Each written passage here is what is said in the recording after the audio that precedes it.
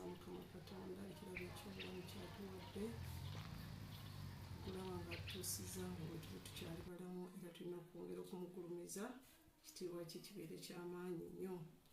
Amannya agange nze mukyala Nakiwala Zurra, Deputy Administration ku Nsama Mixed Primary School.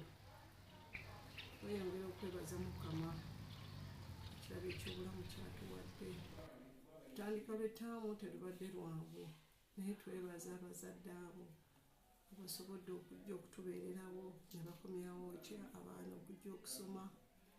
Entandikwa tebadde mbi nnyo, bagezezaako kubanga batandika okukomawo ku lunaku lw'Essabbiiti ne bakomawo ne bajja mpola mpola, era wenjogerera olwaleero at least lessons ezisinga bazisomye, abaana bagezezaako okukomawo.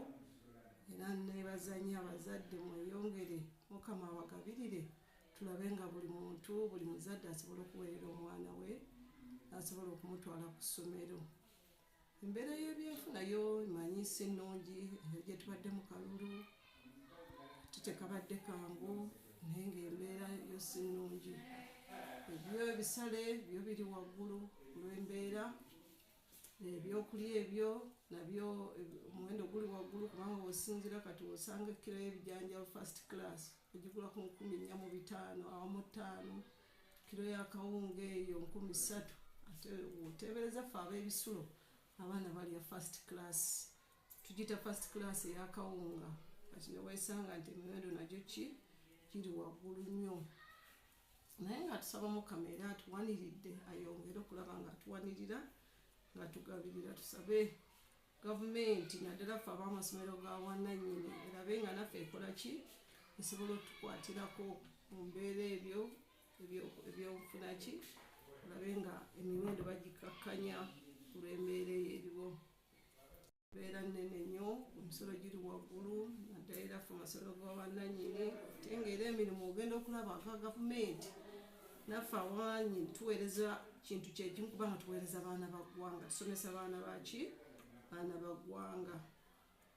So kati olw'embeera eyo badde nsaba abawamu ab'ekitongole ffenna tukwatire wamu, omwami wa finance n'ab'ekitongole kikwasaganya ebyenjigiriza, tulabe nga tukwataganyiza wamu, tulabe nga abaana baffe bano basobola okudda ki mu masomero. Omuzadde jangu oyogere n'essomero, tulabe tusobola okukwataganya, tusobola okusomesa abaana b'eggwanga. Sirina bingi nnyo, Katonda ekirabo eky'obulamu kyatuwadde, atugabiridde, atutuusizza wano. Mwebale nnyo, mwebalire ddala.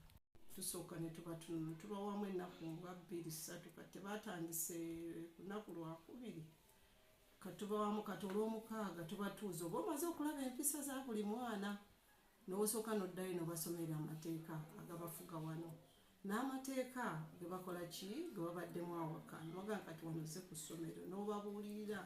Jjukira tulinamu embeera y'abaana bano abalaba ababadde bakayingira ebisulo gye bayita boarding teasing, n'okola ki, n'obabuulirira. Mulina nze ntera nnyo okozesa ekigambo living in harmony with others.